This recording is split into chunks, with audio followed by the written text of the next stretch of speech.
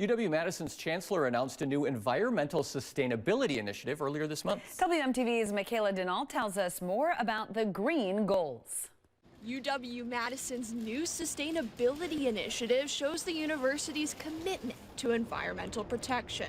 This new initiative reflects the university's commitment to stewardship and to addressing the challenges to the state's natural resources and a changing climate, both of which are affecting Wisconsin residents. The goals include 100% renewable electricity by 2030, cutting greenhouse gas emissions to zero by 2048, full access to sustainability education by 2030, zero waste by 2040, and they are also launching a sustainability research hub, making campus a living lab.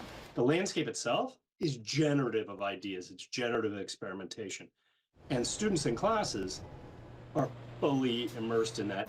While the school is trying to implement these goals, the students are the main drivers of this initiative. What's really exciting is that students in our committee were the ones who brought up the need for goals in the first place. By expanding research to other fields and beyond campus like tribal nations, Dean Robbins says it's all about taking UW-Madison's environmental legacy and growing it for future learners. They've got to be in these big teams of interdisciplinary, multidisciplinary thinkers, bringing both faculty and students, right, from engineering, but also social work. These new resources allow students to grow green projects from their solar-run bus finder to protecting Lake Mendota's fish.